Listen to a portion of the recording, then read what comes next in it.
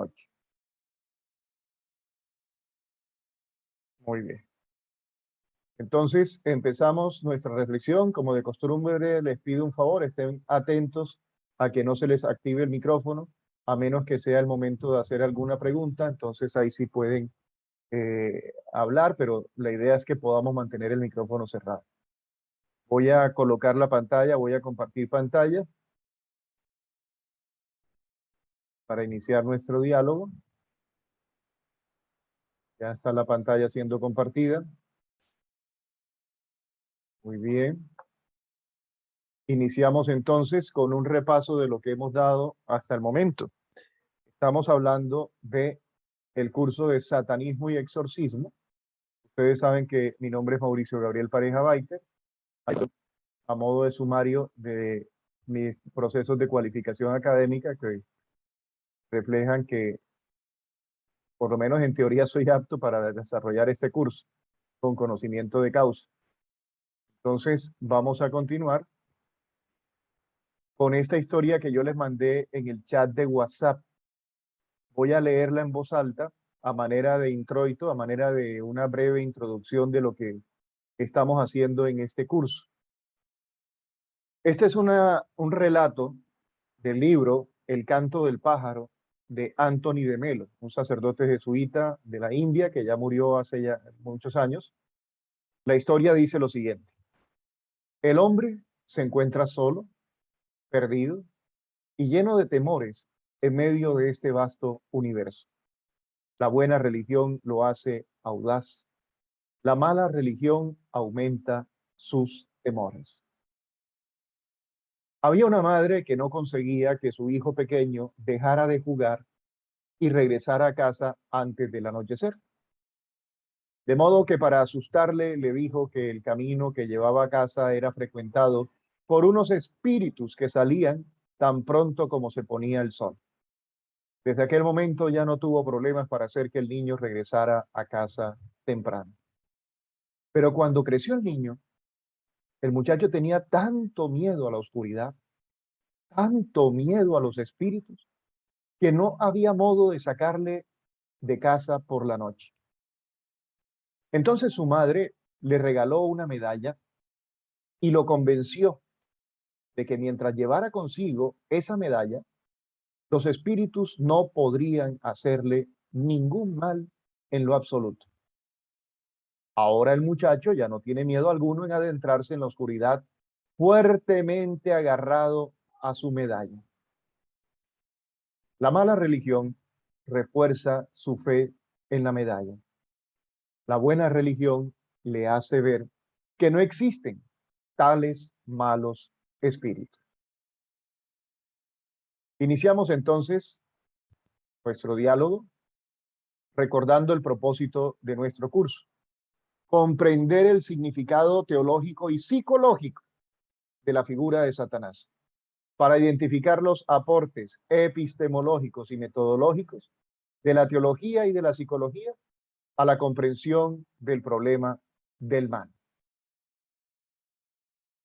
El trabajo lo desarrollaremos a través de un diálogo interdisciplinar, un diálogo entre disciplinas: la filosofía, la teología, la psicología, e incluso yo añado, y lo voy a hacer la próxima clase, añadiré ahí otra palabrita más, que es la historia. Nuestro curso es un curso de un alto contenido filosófico, teológico, psicológico e histórico. Entonces, es un diálogo interdisciplinar entre esas cuatro disciplinas: filosofía, teología, psicología y la que nos está faltando por escribir ahí, que es la historia. En el desarrollo temático, la semana pasada tuvimos la introducción a nuestro curso y hablábamos de cómo los fundamentos de la teología son la revelación, la inspiración y la verdad de salvación. Hoy vamos a desarrollar ese tema, vamos a continuar desarrollando ese tema y lo vamos a enlazar con el tema del día de hoy, que es la exégesis, la hermenéutica y la teología. Y como es un diálogo interdisciplinar, vamos dejando en evidencia las repercusiones que tiene a nivel psicológico estos relatos y cómo la psicología también nos ayuda a entender esta temática del problema del mal en esa dimensión histórica, psicológica, filosófica, antropológica, teológica. Bueno, eso es lo que vamos a trabajar. Los otros temas los iremos desarrollando en la medida que vayamos avanzando. Hoy nos vamos a centrar en el estudio de un texto bíblico que yo les pedí que leyeran. Ojo, yo no les pedí que lo estudiaran ni quisieran nada con eso, simplemente que lo leyeran. Génesis capítulo 3, versículo 1 al 13. Yo confío en que ustedes, juiciositos, hayan leído ese texto, porque si no, nos vamos a demorar. Para la próxima clase yo les voy a dejar unos textos que deberán trabajar, que son el libro de Job, capítulo 1, versículos 6 al 12, y el Evangelio de Marcos, capítulo 1, versículos 12 al 13. Esto es lo que trabajaremos en el mes de noviembre, que también se los expliqué la semana pasada, y ustedes podrán darse cuenta que la primera parte, ojo, siempre vamos a trabajar lo psicológico, lo histórico, lo filosófico y lo teológico, siempre. Pero en este mes de octubre, el énfasis va a estar puesto en la parte teológica por una sencilla razón. Porque el problema del mal, desde la perspectiva del satanismo y exorcismo, es un problema que se ha abordado desde la teología. Los conceptos de Satán, exorcismo, etcétera, son conceptos teológicos. Y para poder entenderlos, hay que entender el marco de la teología. ¿Qué es la teología? ¿Cómo se hace teología? ¿Cuáles son los planteamientos que hace la teología para poder entender el exorcismo y el satanismo desde ese marco histórico, contextual, que es el marco de la teología? Pero como lo estamos abordando también desde el aspecto psicológico, en la medida en que vayamos desarrollando el tema, yo les voy diciendo, miren, las repercusiones psicológicas de esto es esto, esto y esto. Como ahorita con el cuento. Ese cuento de entrada ya nos está dando un marco de tipo psicológico también, de un tipo teológico. Es decir, ya hay un contenido que se está desarrollando desde que empezamos la clase. La semana pasada hablábamos y decíamos que los fundamentos de la teología son revelación, inspiración y verdad de salvación. ¿Qué significa eso? No hay teología sin revelación. No hay teología sin inspiración y no hay teología sin verdad de salvación. Por una sencilla razón. Por una sencilla razón. Porque la teología se enmarca en el escenario de un Dios que se comunica, que se da a conocer. Un Dios que se revela y que revela su plan de salvación, sus verdades. Y eso lo vamos a desarrollar a continuación para poder entender no solo el marco teológico, sino también la parte psicológica, las implicaciones psicológicas que eso tiene. Decíamos la semana pasada también que para poder entender el quehacer teológico, tenemos que ubicar a la teología dentro de la realidad, de la doble realidad de la espiritualidad y la religión. Explicábamos lo que es la espiritualidad y decíamos que espiritualidad es la capacidad que tiene el ser humano de buscar o de darle un sentido a la vida. Eso es la espiritualidad. Dijimos que todo el mundo es espiritual, desde que nace. La espiritualidad es innata, no es opcional. Todo ser humano tiene que darle un sentido a su vida. Todo el mundo se pregunta en algún momento de su vida, ¿cómo llegué aquí? ¿Para dónde voy? ¿Quién soy?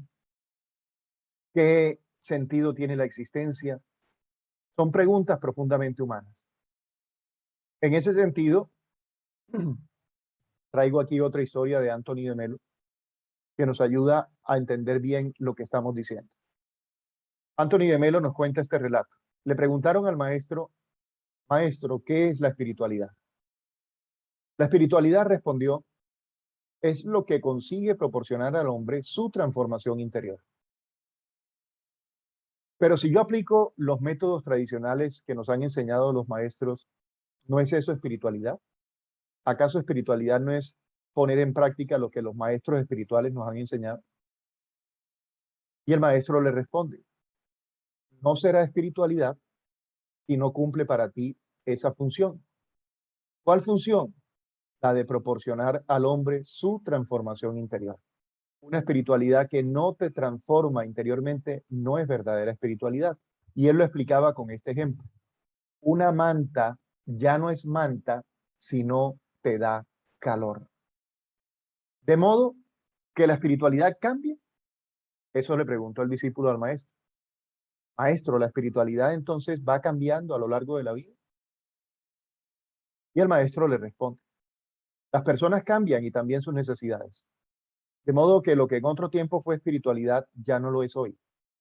Lo que muchas veces pasa por espiritualidad no es más que la constancia escrita de métodos pasados. Y este otro fragmento de Anthony de Melo remata bien lo que acabamos de leer. Hay que cortar la chaqueta de acuerdo a las medidas de la persona y no al revés. La espiritualidad tiene que adaptarse al hombre y no al revés. La espiritualidad es la capacidad que tenemos los seres humanos de buscar o de darle un sentido a la vida. Por eso muchas personas andan en crisis existencial, porque es en el fondo una crisis espiritual. Las verdades que sabía hace unos años ya no les sirven para entender y para explicar lo que está sucediendo hoy. ¿Cuántos padres de familia, cuántos esposos, cuántas empresas están en crisis? Porque las personas están en crisis. Miren, en esta semana de la salud mental, ¿cuántas personas no sienten que se hizo realidad aquella frase que decía, cuando por fin encontré las respuestas, me cambiaron las preguntas? Cuando por fin encontré las respuestas, me cambiaron las preguntas. Hoy en día, muchos adultos están ahí, sienten que por fin encontraron las respuestas de su vida y cuando las van a poner en práctica, no les cuadran las cosas. En un mundo cada vez más veloz, más cambiante, muchos matrimonios se desbaratan porque sienten que no saben darle sentido a su existencia. Ojo, se acaban no porque el matrimonio esté en problema, están en problema los que se casaron, porque ya ni siquiera saben para qué viven, para qué están juntos. Hay un problema de sentido, un problema de sentido existencial, que en el fondo es un problema espiritual. Por eso, ojo, la psicología nace de la religión, la psicología nace de la filosofía, la psicología se potencia desde la medicina. La psicología en el fondo es una ciencia híbrida, es una ciencia que bebe de muchos pozos. Pretender hablar de una psicología químicamente pura, yo no sé si hoy alguien se atrevería a hacerlo. Esto que es un componente profundamente religioso es también un componente profundamente espiritual. Y no solo es religioso, es filosófico. En el fondo, el famoso conócete a ti mismo de Sócrates es también una cuestión espiritual y al mismo tiempo es una cuestión filosófica. Entonces, habíamos hablado también la semana pasada de la religión y decíamos que la religión es la forma como un determinado grupo humano se apropia y organiza una determinada espiritualidad. ¿Para qué? Para conservarla en el tiempo, lo más fiel posible a la experiencia fundante. Hablábamos, por ejemplo, del budismo. ¿Qué es el budismo como religión? Es la forma como un determinado grupo de personas se apropiaron y organizaron la espiritualidad que vivió Siddhartha Gautama, Buda. Entonces, estos discípulos que vieron la espiritualidad, vivieron la espiritualidad de Buda, compartieron esa espiritualidad, dijeron, hey, esto hay que compartirlo, esto hay que cuidarlo, esta manera de vivir la vida es la mejor. Y entonces organizaron una religión que se conoce como budismo. Lo mismo sucede con el cristianismo. Los discípulos de Jesús, inspirados en esa experiencia espiritual del maestro, recogieron todo eso que vieron y que vivieron, que compartieron al lado de ese personaje histórico, y lo organizaron para conservarlo en el tiempo lo más fiel posible. Pero ojo, lo más fiel posible significa que hacen su mejor esfuerzo, pero no significa que siempre permanecen fiel a las enseñanzas del maestro. Por eso, hasta el día de hoy, todas, óigame bien, todas, no hay una sola religión que no esté dividida. Todas las grandes religiones están divididas y cada grupo dice que es el más fiel al original, que es el más fiel al maestro, que es el más fiel a la experiencia fundante. Todas las religiones evolucionan en una perenne tensión entre los conservadores, los liberales, los progresistas. Es decir, los que no quieren que las cosas cambien, los que quieren reformar algunas cosas y los que quieren cambiarlo todo. Así caminan las religiones. El cristianismo no es la excepción. El cristianismo forma parte de esa dinámica que nosotros conocemos como historicismo. Es decir, todo lo humano está untado de historia y todo lo humano está sujeto al paso del tiempo. Todas las cosas que hace y que toca el ser humano nacen, crecen, se reproducen y mueren. Tienen esa dinámica. Y ahí no se salva nadie. Todo lo humano vive esa dinámica de evolución, de cambio, de transformación. Entonces, aclarados nuevamente los términos, hablamos del cristianismo como una religión. Una religión que tiene su punto de partida en una espiritualidad que es la espiritualidad de ese personaje histórico al que llamamos Jesús de Nazaret, que propone un estilo de vida, un sistema de prácticas individuales y comunitarias, una moral, una pastoral. Tiene una liturgia, unos sacramentos, unos sacramentales, y tiene un cuerpo de doctrina, un credo histórico. El cristianismo es una religión. Y en esa religión aparece la figura que estamos estudiando, la figura de Satanás asociado al problema que nos reúne aquí en esta noche, el problema del mal. ¿Qué es el mal? ¿Cómo podemos entender el mal en el mundo? Y si las religiones se planteaban el problema del mal, también se planteaban la pregunta que ponía en crisis toda respuesta. ¿Por qué Dios permite el mal? ¿Por qué un Dios tan bueno permite que sucedan cosas tan malas? Y ahí entonces se va dando la evolución también de tipo religioso y de tipo espiritual, se va dando la evolución, el desarrollo de toda la teoría del mal asociada a esa figura religiosa que es la figura de Satanás.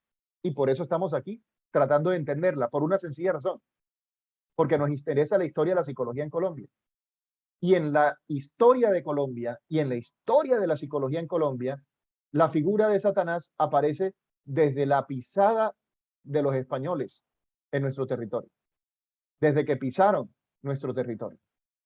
Y se va manifestando, como lo veremos el próximo mes, en muchos relatos legendarios de nuestros pueblos, de nuestras ciudades, y hablaremos también de una institución que vino, entre comillas, a enfrentar el mal, a enfrentar a Satanás. Hablamos, por supuesto, de la institución de la Inquisición, el Tribunal del Santo Oficio de la Inquisición, pero eso lo hablaremos el próximo mes cuando hayamos aclarado quién es Satanás en la religión, cómo entenderlo, qué significado tiene desde el punto de vista religioso, para después empezar a mirar mucho más a fondo sus repercusiones de tipo psicológico y cómo hoy en el inconsciente colectivo de los colombianos esa figura sigue pesando, sigue estando presente y con consecuencias para la historia, no solo de la psicología, sino también para la historia de Colombia, para la historia de nuestro país. Satanizar parece que es un deporte nacional. Satanizar al que piensa distinto, satanizar al adversario, satanizar sus palabras, satanizar sus gestos. Aprendimos la lección y hoy en día tenemos un país profundamente polarizado. Voy a decirlo de manera irónica, satánicamente polarizado. Y si ustedes quieren ver la importancia de lo que estamos estudiando, por ahí podemos tener ya una pista de lo que se puede hacer para liberarnos de esa estructura belicosa, polarizante, fragmentadora, esquizofrénica en la que vivimos los colombianos hoy y que se va a agudizar el otro año cuando empiecen las elecciones presidenciales. Ahí vamos a mirar también cómo nosotros podemos, desde la psicología, desde la teología, los que son catequistas, los que son psicólogos y que están aquí presentes, ¿qué vamos a hacer nosotros para contribuir a la construcción de un país mucho más sano desde el punto de vista de las relaciones, desde el punto de vista ciudadano? Y si lo quieren decir un poco más claramente, ¿Qué significaría realmente hoy hacer un exorcismo en nuestro país? ¿Qué es lo que hay que exorcizar en un país tan violento como el nuestro? ¿Qué significa hacer un verdadero exorcismo? Liberado de esa visión mágica, mitológica, que en realidad no libera, aprisiona más a la gente, hace que la gente se aferre más a la medallita y no que enfrente sus verdaderos miedos, como dice Anthony de Melo en el cuento con el que estábamos empezando hoy. Aquí este curso no les va a decir aprieten la medallita, no señor, no más de eso. Aquí este curso lo que les va a decir es, ojo, que esos personajes de los cuales ustedes hablan no existen como ustedes creen que existen. Dejen de estar echándole la culpa a aquello que no existe. Asuman la responsabilidad de sus actos. Y como personas responsables, comiencen a vivir lo que se supone que están predicando. Eso para los que son cristianos. Dejen de estar predicando el odio y empiecen a vivir el amor.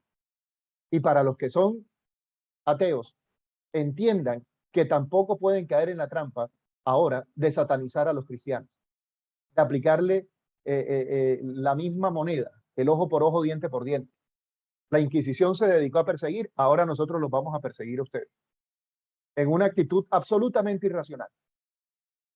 Pero bueno, continuamos.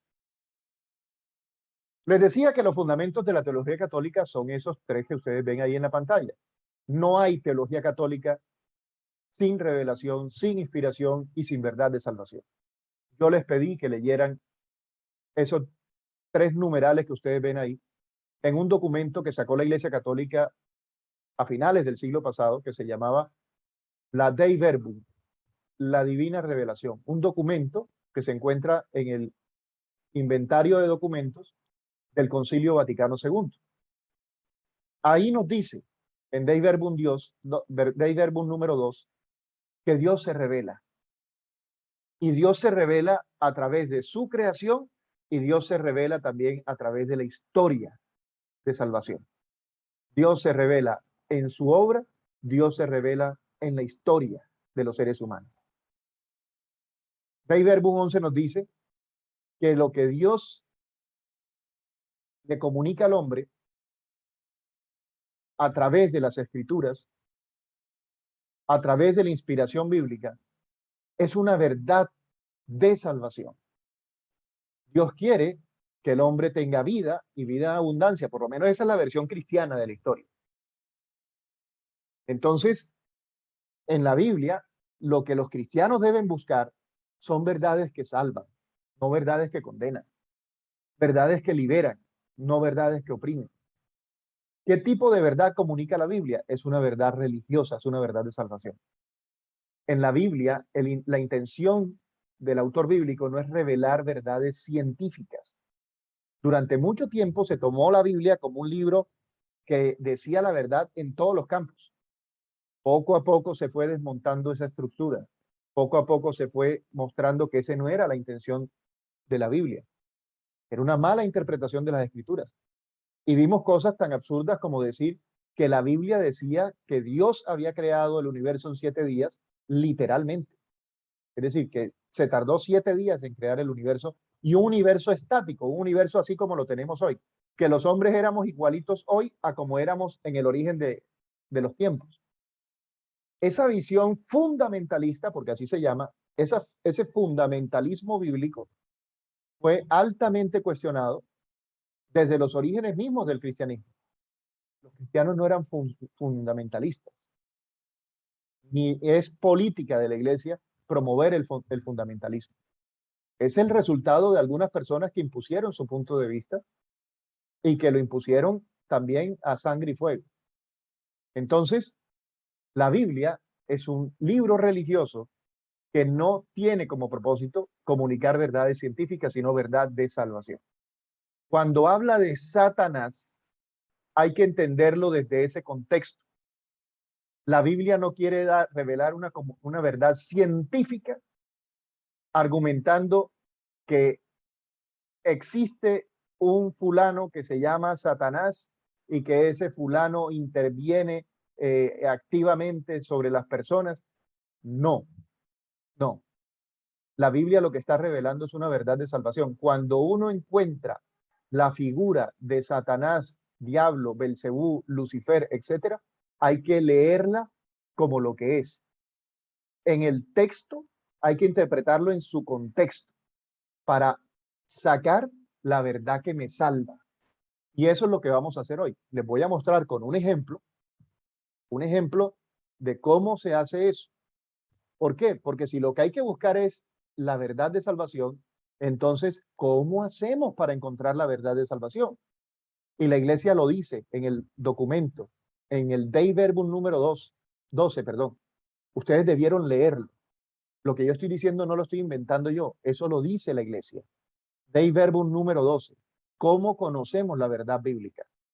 Aplicando la exégesis, la hermenéutica y la teología. Es decir, aplicando métodos científicos.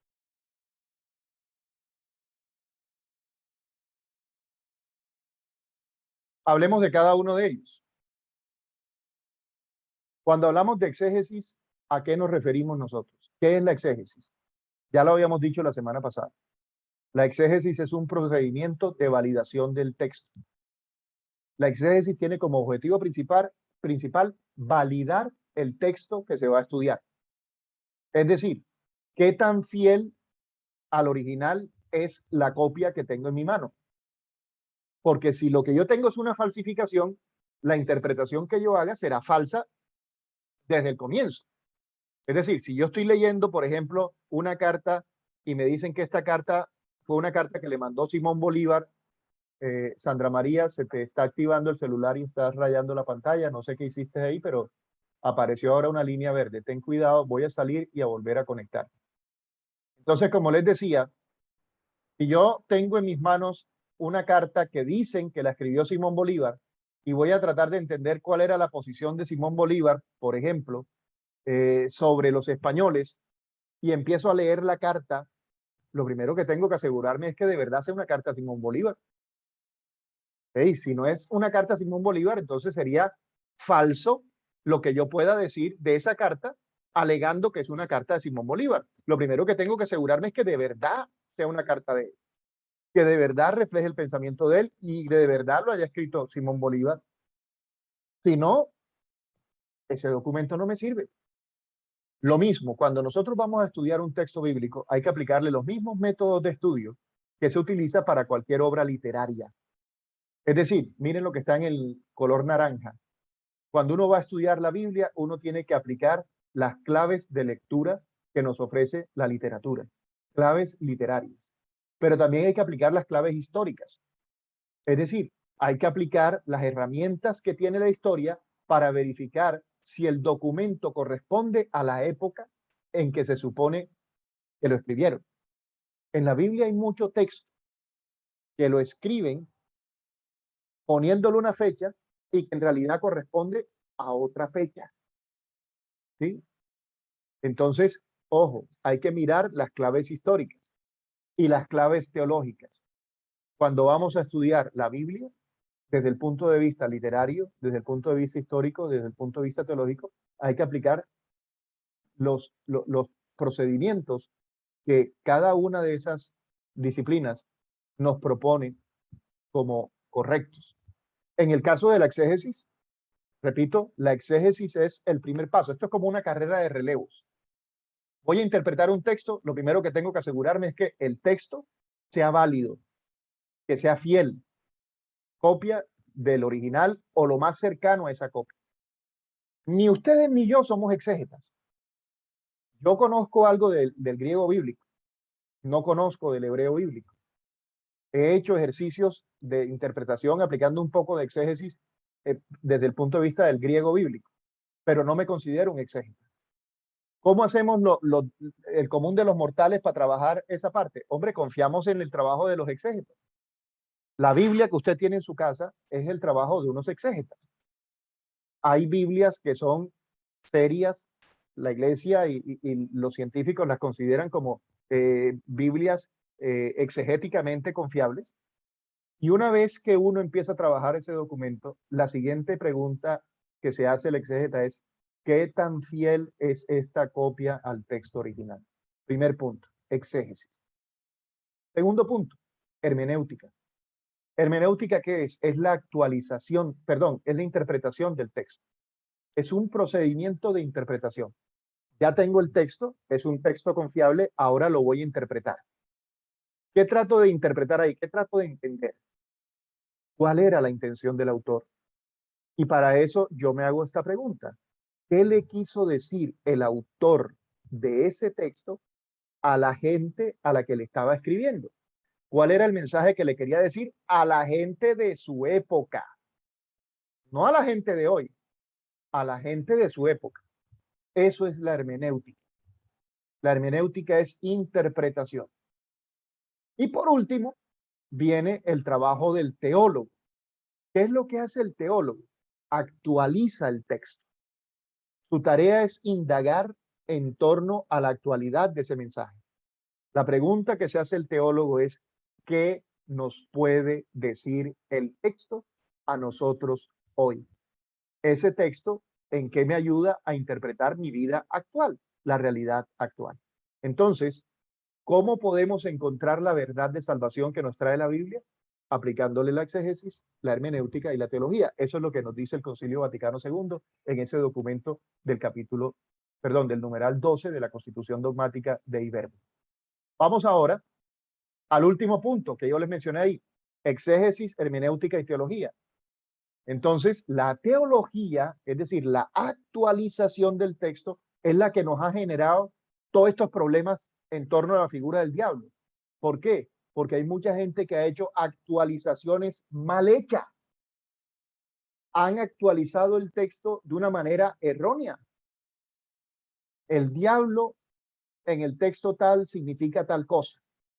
Y va uno a mirar falso. ¿Por qué? Porque hicieron una mala hermenéutica. Insisto, esto es como una carrera de relevos. Una mala exégesis daña todo lo demás. Una mala exégesis genera una mala hermenéutica y una mala teología. Ahora, supongamos que la exégesis está bien hecha, el texto es confiable, pero se hace una mala hermenéutica, es decir, se hace una mala interpretación.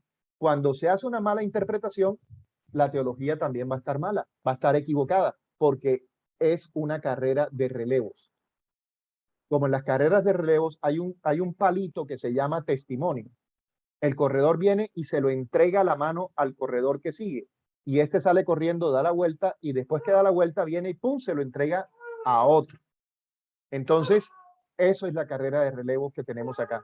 El exégeta le entrega el texto al hermeneuta y el hermeneuta le entrega el texto al teólogo. ¿Correcto? Bueno, ya empezó la serenata de Paco. Ustedes de pronto lo están oyendo ahí. Paco empieza a llorar pidiendo que lo consientan y que lo pechichen. Paco es el perrito de la casa que tiene 18 años, ya está cieguito, está medio sordo y a veces cuando se siente solo empieza a hacer eso. Ya vino mi esposa, ya lo está consintiendo y se lo va a llevar para su oficina. Entonces, seguimos nosotros acá. Espero que vaya quedando claro. Recuerden, si hay preguntas, al final me las hacen. No se me vayan a quedar con las dudas. Siguiente paso. Quiero hablar de la teología. La teología, que es el último paso, acuérdense. La teología es la actualización. La teología como ciencia implica que es, o mejor, tiene un objeto de estudio y un método para estudiar ese objeto, porque eso es una de las características de las ciencias. Las ciencias se caracterizan porque tienen un objeto de estudio y tienen un método para estudiar eso.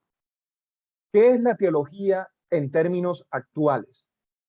Ya dijimos que la teología es actualización, ¿verdad? ¿Cómo hacemos para actualizar? ¿Qué es lo que actualiza? Entonces, vámonos con esta definición.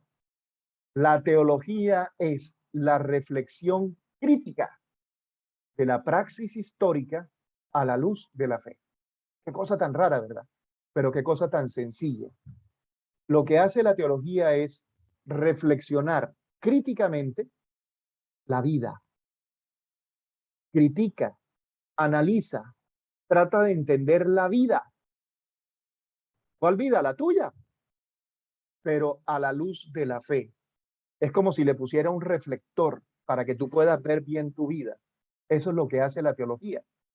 Por lo menos eso es lo que argumenta la teología.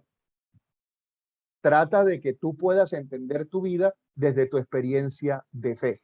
Por eso, para el trabajo teológico, la palabra clave es fe. Fe. ¿Qué significa fe? Fe es confianza. Fe es confianza. Esa confianza es la que te permite entender, es la clave de lectura. Te lo doy con un ejemplo. Te lo doy con un ejemplo. Cuando yo hoy, Mauricio Pareja, trato de tomar decisiones en mi vida o trato de revisar mi vida, a veces evoco a mi papá o a mi mamá, evoco cosas que ellos me enseñaron. Muchas veces tomo decisiones basado en lo que ellos me enseñaron. Mi papá y mi mamá se murieron. Mi mamá murió mi papá murió en el 2015 y mi mamá en el 2018, si no estoy mal. ¿Qué significa? Que mi confianza en ellos, mi fe en ellos, todavía está intacta. Todavía tomo decisiones a partir de lo que ellos me enseñaron, aunque ellos no estén presentes. Confío en ellos, ¿por qué? Por lo que vi de ellos, por la coherencia que vi entre lo que ellos decían y lo que ellos hacían. Y esa confianza me permite a veces tomar decisiones hoy, ya con las canas que tengo en mi cabeza y todo, basado en esa experiencia de fe. Eso por dar un ejemplo. Desde la experiencia religiosa, ¿qué significa eso? Que la teología lo que te está diciendo es que para que tú puedas entender tu vida desde la experiencia de fe, lo primero que necesitas es tener fe, confiar en ese Dios al que dices conocer. Y todo lo que hace la teología y todo lo que hace la Biblia está dirigida en primer lugar al hombre de fe. Por eso la Biblia es un libro religioso. Por eso la Biblia no le está hablando a los ateos, les habla a los que comparten la fe.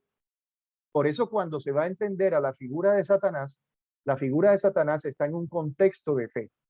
La entienden los que comparten esa fe, o deberían entender. Por eso también hoy en día hay mucho choque, porque el lenguaje que se maneja en la fe es un lenguaje de personas que comparten un estilo de vida común y que es criticado por personas que no comparten ese estilo de vida común. Repito, eso lo vamos a ir entendiendo en la medida en que vayamos haciendo el ejercicio que vamos a hacer hoy. ¿Cómo procede la teología? ¿Cómo hace la teología para reflexionar críticamente la vida? ¿Y cómo hace la teología para iluminar esa vida desde la fe? Bueno, el método científico que se utiliza tiene tres pasos. La mediación socioanalítica, es decir, la teología se apoya en las ciencias sociales. La mediación hermenéutica, es decir, la teología se apoya en la hermenéutica, en la interpretación. Y la mediación práctica. La teología es eso, es reflexionar la vida para mejorar la calidad de vida de las personas que comparten la fe. Pastoralmente, eso se traduce en un método mucho más simple: ver, juzgar y actuar. Para los que son creyentes aquí, ¿qué significa eso? Que cuando usted va a tomar una decisión, lo primero que tiene que hacer es ver para entender qué es lo que está pasando. Entonces, usted primero tiene que recoger datos, después tiene que juzgar esos datos desde su fe y por último tiene que tomar una decisión. Ante el problema del mal, los creyentes aplican ese método. Ante el problema del mal, los creyentes analizan primero a ver si eso de verdad es algo malo. Y después de que llegaron a esa conclusión de que eso es malo, tratan de trazar líneas de acción, bien sea para enfrentar o para evadir esa situación. Se los pongo en un lenguaje mucho más sencillo. En estos días está alborotado aquí en Colombia el tema de la eutanasia. Una mujer que se iba a practicar la eutanasia, a última hora le dijeron que no se la podían aplicar y se armó un revuelo y lo primero que dijeron es, ahí están los católicos, cómo le impone a todo un país una postura. A ver, católicos imponiendo una postura. Supongamos que fuera verdad, que no es verdad, supongamos que fuera verdad. Si se impone la posición contraria, ¿Ustedes de verdad creen que es una postura neutral o no sería la imposición de otro punto de vista? En el fondo lo que estamos diciendo es que hay dos posiciones que se están enfrentando. El que pierde va a decir que el otro se impuso, sea quien sea. Ahora, ¿qué sería lo lógico? Que la decisión se pudiera tomar con verdaderos argumentos, que se pudiera tomar con evidencias, que se pudiera tomar, como decimos, con cabeza fría. Pero ¿qué sucede? Que no se está tomando con cabeza fría, se está tomando las decisiones apresuradamente, se están imponiendo ideologías y todo termina siendo una cadena de malas decisiones por estar imponiendo posiciones. Lo mismo sucede en el caso de muchos temas que están asociados principalmente al campo de la bioética. Menciono ese porque es el que tenemos más reciente. Pero entonces, ¿qué pasa? ¿Cuál es el debate de fondo? ¿Los cristianos tienen una posición? Claro que sí. ¿Ustedes creen que los cristianos no tienen una posición frente a la eutanasia? Claro que la tienen. La pregunta, ¿cuál sería? Dame tus argumentos. ¿Te van a descalificar porque son cristianos? Eso es un mal argumento. ¿Te van a descalificar porque no son convincentes, porque los argumentos no son lo suficientemente fuertes? Bueno, eso sería un buen argumento. Ahora lo que toca ver es si de verdad el argumento que plantean los cristianos no es un argumento válido, no es un argumento razonable. Eso es lo que hay que debatir. Ese es el punto que hay que reflexionar. No entro a tocar el tema porque no es el escenario, simplemente dejo enunciado. Esos son los temas en donde todos los seres humanos tratamos de dar nuestro argumento para que nuestra posición sea entendida. Miremoslo ahora con este ejercicio. Aquí vamos a aterrizar más el asunto. El famoso pasaje de Adán y Eva que ya lo mencionábamos la semana pasada. Génesis capítulo 3, versículo 1 al 3. La serpiente era el más astuto de todos los animales del campo que el Señor había hecho y dijo a la mujer: así que Dios les ordenó que comieran de ningún árbol del jardín. Miren lo que está diciendo. Dios les dijo que no comieran de ningún árbol del jardín. Y la mujer le respondió: podemos comer los frutos de todos los árboles del jardín. Pero respecto del árbol que está en medio del jardín, Dios nos ha dicho, no coman de él ni lo toquen, porque de lo contrario quedarán sujetos a la muerte. La serpiente le dijo a la mujer: no, falso, no morirán. Dios sabe muy bien que cuando ustedes coman de ese árbol, se les abrirán los ojos y serán como dioses, conocedores del bien y del mal. Cuando la mujer vio que el árbol era apetitoso para comer, agradable a la vista y deseable para adquirir discernimiento, tomó de su fruto y comió. Luego se lo dio a su marido, que estaba con ella, y él también comió. Miren las características que aparecen acá. ¿Qué fue lo que vio la mujer? El árbol era apetitoso, el árbol era agradable, el árbol era deseable. Apetitoso para comer, agradable para ver, deseable para adquirir discernimiento. Y entonces uno de entrada dice que tiene que ver un árbol con el discernimiento. Pero bueno, ahí está. ¿Qué hizo la mujer? Tomó de su fruto y comió. Luego se lo dio a su marido que estaba con ella y él también comió. ¿Quién era la serpiente? Miren lo que dice el texto. La serpiente era el más astuto de todos los animales del campo del Señor. ¿Qué dice el versículo 7? Entonces se le abrieron los ojos de los dos y descubrieron que estaban desnudos. Por eso se hicieron unos taparrabos entretejiendo hojas de higuera. ¿Cuál fue la consecuencia de haber comido el fruto? Se le abrieron los ojos. Al oír la voz del Señor que se paseaba por el jardín, versículo 8, a la hora en que sopla la brisa, se ocultaron de él entre los árboles del jardín. Pero el Señor Dios llamó al hombre y le dijo: ¿dónde estás? El hombre respondió: oí tus pasos por el jardín y tuve miedo porque estaba desnudo. Por eso me escondí. Él replicó: ¿y quién te dijo que estabas desnudo? ¿Acaso has comido del árbol que yo te prohibí? El hombre respondió: La mujer que pusiste a mi lado me dio el fruto y yo comí de él. El Señor Dios dijo a la mujer, ¿cómo hiciste semejante cosa? La mujer respondió, la serpiente me sedujo y comí. Ese es el texto. Si nosotros aplicamos lo que acabamos de decir de la teología, si nosotros aplicamos lo que acabamos de decir de la exégesis, de la hermenéutica y de la teología, lo primero que tendríamos que hacer es verificar si el texto que acabo de leer corresponde al original. Es decir, corresponde al texto original que se escribió hace siglos. Ese trabajo lo hace el exégeta. Yo no lo voy a hacer. No tengo los textos en hebreo, no tengo. Entonces, ¿qué hago? Me quedo con el texto bíblico, con el que trae la Biblia en la versión que les mandé, que es una Biblia seria, hecha por científicos, que nos dan los argumentos y que nos dicen, sí, señores, tranquilos, ese texto es confiable. ¿Qué vamos a hacer en esta noche? Vamos a hacer la hermenéutica. Vamos a tratar de interpretar el texto. Es decir, vamos a tratar de entender qué le quiso decir el autor, no a los hombres del siglo XXI, a los hombres cuando se escribió ese texto. ¿Cuándo se escribió ese texto? Esa sería una pregunta que habría que hacer. ¿En qué año más o menos se escribió ese texto? ¿En qué siglo? Es decir, hay que preguntar por las claves históricas. ¿En qué género literario se escribió? Las claves literarias. ¿Cuál es la verdad de salvación que me comunica? Las claves teológicas. Entonces, vamos a ver qué nos dice el texto. Nuestro texto es una escenificación, óigame bien, es una puesta en escena de tipo psicológico, es una escenificación psicológica de un fenómeno humano. No nos están hablando de personas, nos están hablando de emociones. Como en la película Intensamente, ustedes no se la vieron.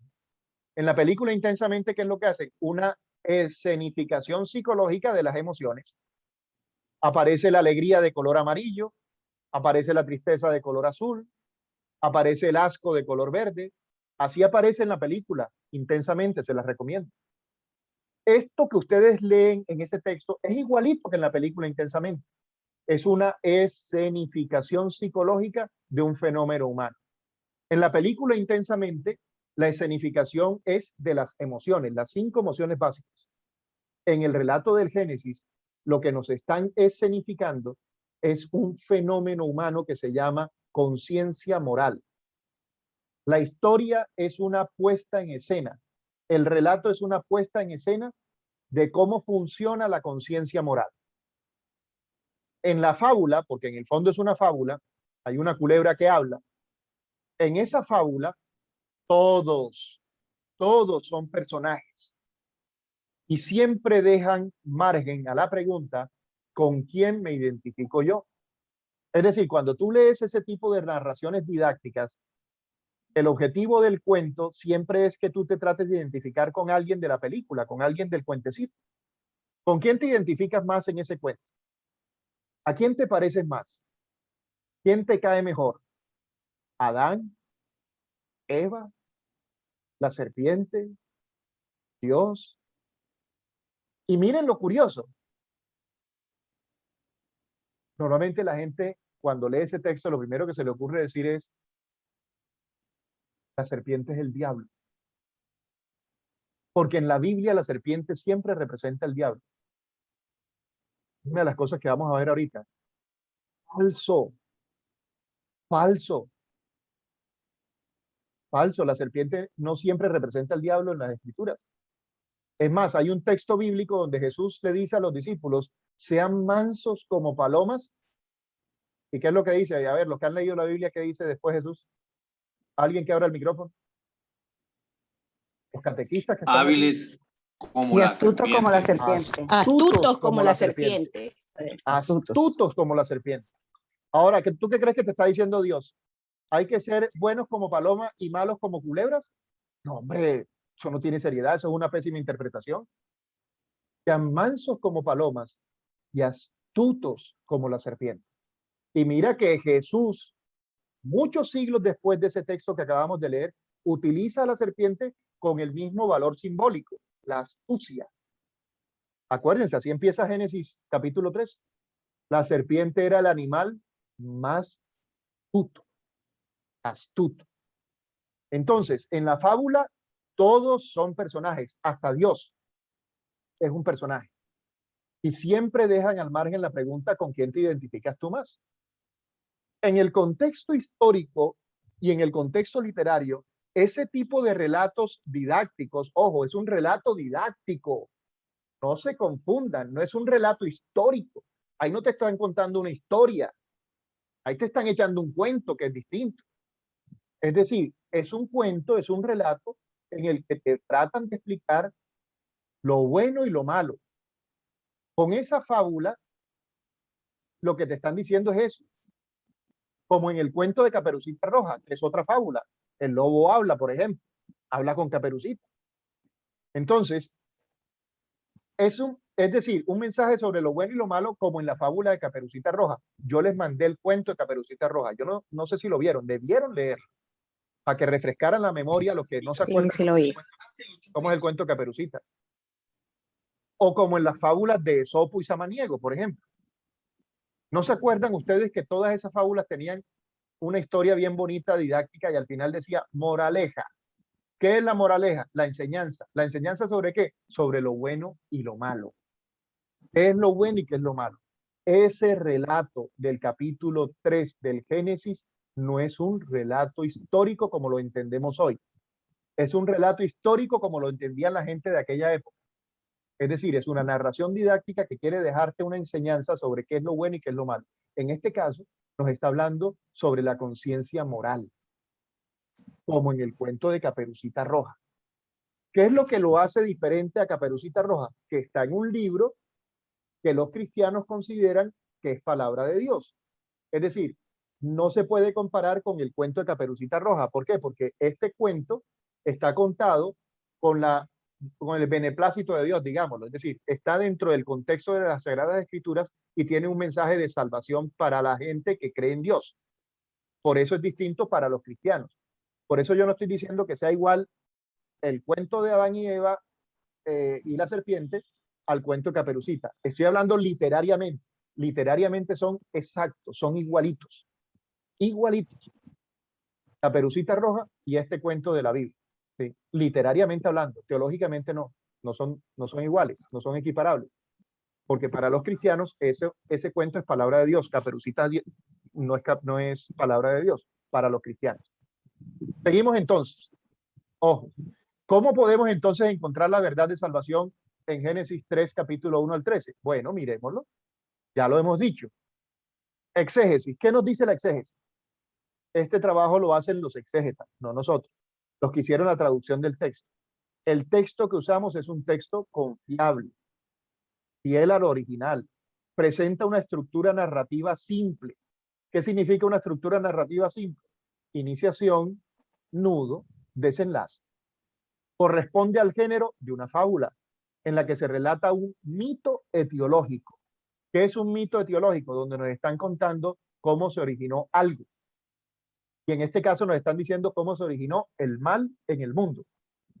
Pero lo hace no científicamente, lo hace mitológicamente, lo hace religiosamente y con un alto contenido psicológico, como lo vamos a ver ahora. Ya hicimos la exégesis, ahora vamos con la hermenéutica. Vamos a averiguar cuál es la intención del autor. La intención del autor es explicar el origen del mal y el sufrimiento humano.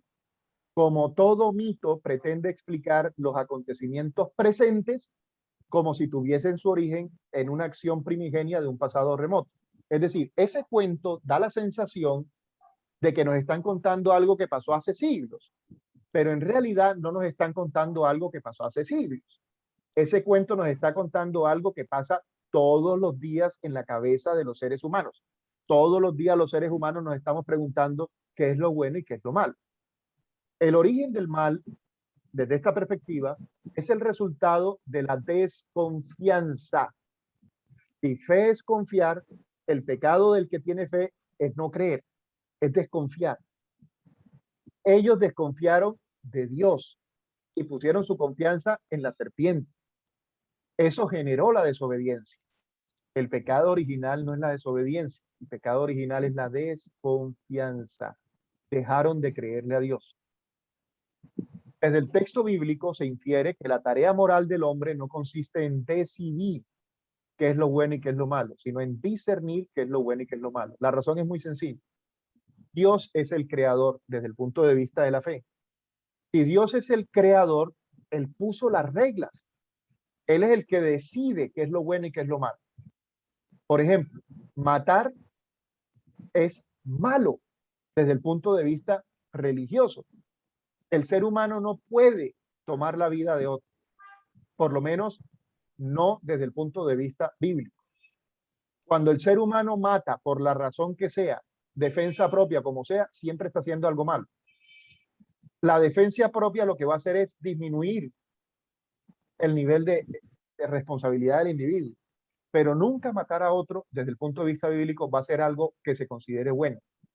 Entonces, lo que hace el hombre no es decidir si eso es bueno o malo. El hombre discierne, es decir, trata de averiguar en una circunstancia particular qué es lo bueno y qué es lo malo. Y una vez que discierne, se da cuenta si qué es lo que debe y qué es lo que no debe hacer. No estamos habilitados para decidir, estamos habilitados para discernir.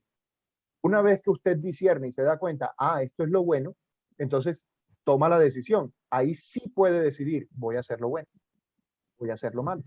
Decido como acto segundo. Ese es el mensaje que nos está trayendo Génesis 3, capítulo 1 al 3. El pecado de ese hombre, Adán, y de esa mujer, Eva, es que ellos decidieron qué era lo bueno y qué era lo malo. Por su cuenta, les dio la gana de decir, no, es bueno comer del árbol. Es bueno, nosotros lo decidimos. Y lo que la Biblia te está diciendo es, hay cosas que usted no puede decidir. Comer del árbol es malo por una sencilla razón. Va a sonar como usted quiera que le suene. Es malo porque Dios, el que hizo esto, le da la gana. Él es Dios. Él decidió que eso es malo porque él sabe más que usted. Eso al hombre del siglo XXI le suena a ofensa. ¿Cómo así que Dios arbitrariamente, unilateralmente tomó esa decisión? No, la tomó desde el punto de vista de la fe porque él sabe qué es lo que le conviene al hombre y sabe qué es lo bueno para el hombre. Ese es el pensamiento del hombre religioso de la Biblia. En realidad no nos está hablando de Adán y de Eva.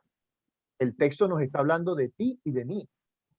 Nos está hablando a nosotros, al hombre de cualquier época. Nos está diciendo, vean, cuando ustedes que se llaman creyentes van a tomar una decisión, lo primero que tienen que preguntarse es, el que hizo el mundo, el que hizo el universo, ¿qué regla implícita puso en esa situación? Disciernan. En cada caso, disciernan cuál es ese plan de salvación de Dios en esa realidad. Y a partir de ahí, juzguen y decidan. Por eso hay un debate muy grande hoy en día y posturas encontradas. ¿Por qué? Porque estamos en un mundo secularizado cada vez más, en el cual conviven creyentes y no creyentes. Y si nosotros queremos avanzar hacia un mundo en donde podamos caber todos, vamos a tener que aprender a escucharnos creyentes y no creyentes sin descalificarnos. Ese es el problema. Tratar de entendernos sin descalificarnos, escucharnos. Por eso, miremos cómo se actualiza eso. Ya vimos la exégesis, ya vimos la hermenéutica, ahora miremos la actualización. Para poder actualizar, primero tenemos que aclarar, hay unos errores en la interpretación. Primero, la serpiente no es una persona. Perdón, la serpiente es una persona. Esa es una mala interpretación. En ese relato nos están hablando de personajes, no de personas. La serpiente en ese relato no es una persona, es un personaje que está representando esa vocecita que tú tienes en tu interior que te cuestiona a veces cuando tú vas a tomar una decisión. La serpiente es Satanás, error. Ahí la serpiente no aparece ni como Satanás, ni como diablo, ni como nada. La serpiente, nos dicen, la serpiente. ¿El pecado es la desobediencia? No, error. El pecado es la desconfianza. El árbol existió. El árbol es la manzana. Error. Ahí no dicen que sea la manzana. El árbol es una representación simbólica, no es un árbol real. El paraíso existió, quedó en Mesopotamia. Falso, falso. Ahí no te están hablando de un lugar específico. Te están hablando de un escenario en donde se da el desarrollo de una trama, de un cuento. Te lo doy con otro ejemplo. Miren acá. Es como si leyéramos el cuento Caperucita y dijéramos, el lobo es una persona. No, el lobo no es una persona. El lobo es un personaje de un cuento. El lobo es Satanás. No, el lobo es el lobo. El lobo es el personaje antagónico que se necesitaba en la historia para poder darle curso a la acción. El pecado es la desobediencia. No, el pecado es la desconfianza. Caperucita no le hizo caso a la mamá. No confió en lo que la mamá le dijo, terminó pagando las consecuencias en el cuento, que en ese cuento, en la versión original, es bastante cruel. El lobo se come a la abuela y se come a Caperucita. Y después viene el cazador y le raja la barriga al lobo, saca a Caperucita y después le rellena la barriga con piedras y se lo cose sin que el lobo se dé cuenta. Ayer lo durmió. Y el lobo se levantó con el estómago lleno de piedras y fue a tomar agua porque tenía mucha sed y ¡pum! Se metió y se ahogó. Ahora, ¿a quién se le ocurre pensar que eso es real? ¿A quién se le ocurre pensar que le pueden rajar la barriga a un lobo, meterle piedra y el lobo va a salir con sed a tomar agua? Eso es un cuento. ¿A quién se le ocurre pensar que las serpientes hablaban en el paraíso y que antiguamente las serpientes hablaban? Eso es un cuento. ¿Existió la cesta de manzanas? Por Dios, eso es un cuento. La casa de la abuelita existió. ¿Dónde queda la casa de la abuelita? La serpiente es un personaje. La serpiente no representa a Satanás, la representa es la viveza, la astucia. La viveza, eso que nosotros llamamos viveza criolla, ¿sí? Una viveza que en realidad no es viveza. Es dárselas de más vivo que los demás y termina clavado por esa viveza. El pecado es la desconfianza. El árbol existe, claro que existe, es la capacidad que tiene el ser humano de discernir, de decidir. Y es una capacidad que está vedada, es decir, el hombre no puede tomar decisiones que son solo decisiones de Dios desde la visión religiosa, claro, desde la visión religiosa del relato del Génesis. ¿Qué es el paraíso en ese relato? El paraíso es la utopía que todo ser humano desea, un sitio donde no haya sufrimiento, donde no haya enfermedad, donde haya felicidad absoluta. Para terminar, les doy un ejemplo de cómo se actualiza un texto. El cuento de Caperucita fue actualizado por un cantante español en una canción que se llama Caperucita. El cantante se llama Ismael Serrano. Yo les mandé la canción por el WhatsApp. Escúchenla y capten cómo un texto antiguo, el cuento de Caperucita, fue actualizado por un cantante que le pareció que ese texto era un texto precioso para poder hablar del maltrato y de la violencia contra la mujer. Yo no sé si ustedes lo escucharon, pero es bellísimo cómo ese cantante hizo un ejercicio de actualización de un relato, de un texto. Escúchenlo después. Y finalizo dando unas claves de actualización del texto del Génesis. Dios es el creador de las reglas del juego de la vida, por eso es Dios. Para el creyente eso es absolutamente claro. El creyente es alguien que cree en un Dios que se revela como amoroso, como salvífico, que quiere el bien del ser humano y el ser humano confía en él. Eso hacen los creyentes. El creyente de la Biblia hace eso. El creyente de la Biblia es consciente de que el conocimiento humano es limitado, no somos dioses. El hombre no es apto para decidir qué es lo bueno y qué es lo malo. El hombre es apto para discernir y decidir después si hace o no hace lo bueno o lo malo. Ese es el mensaje del relato. Desde el punto de vista religioso, desde el punto de vista del texto bíblico, el mensaje es claro.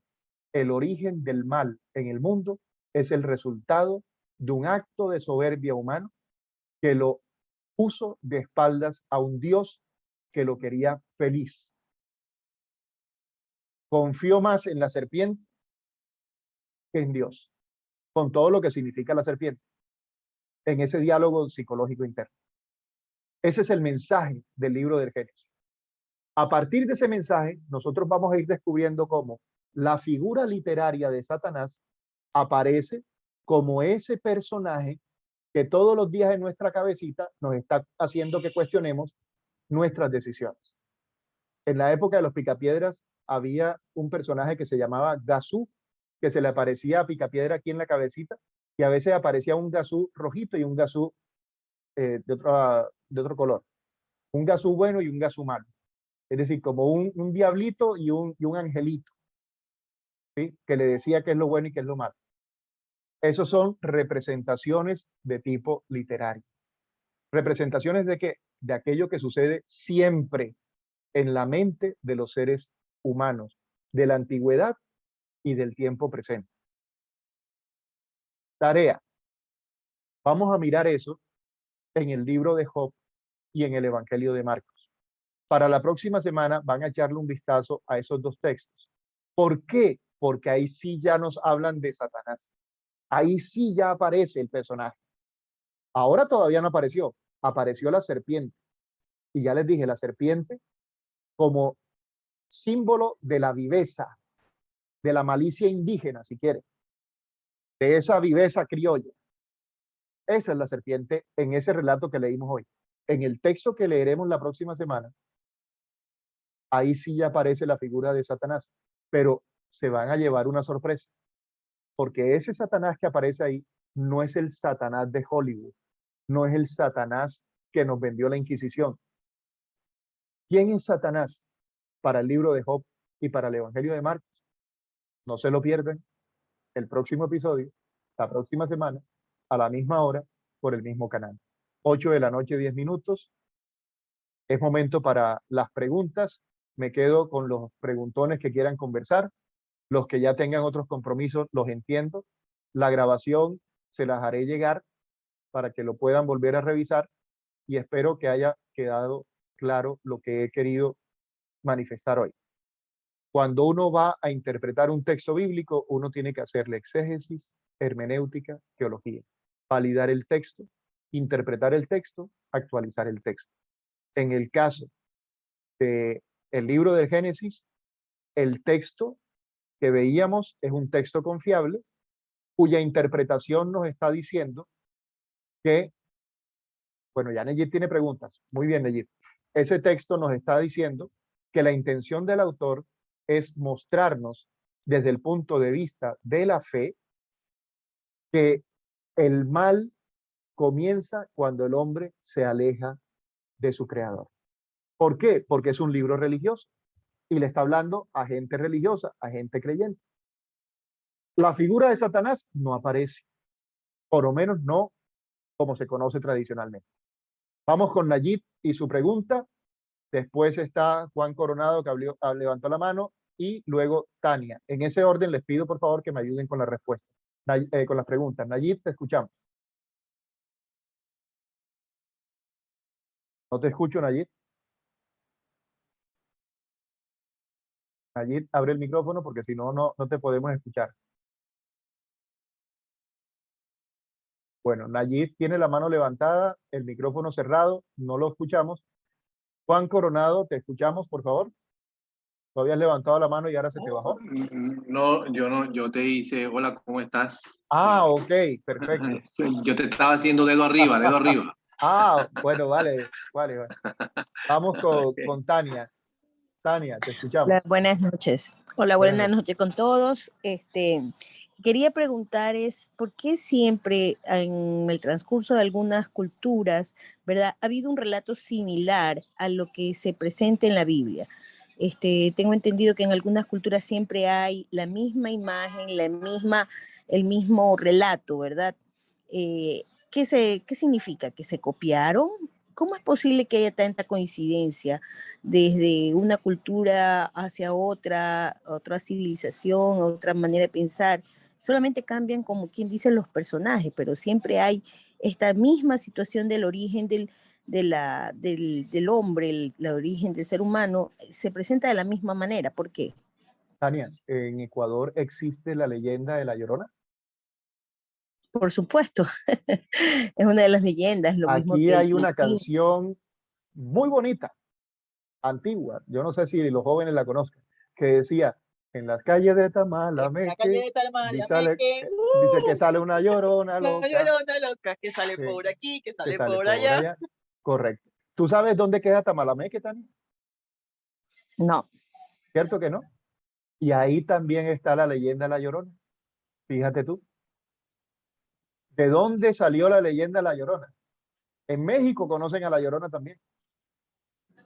¿De dónde sino que salió? creo que tiene otro nombre. Claro.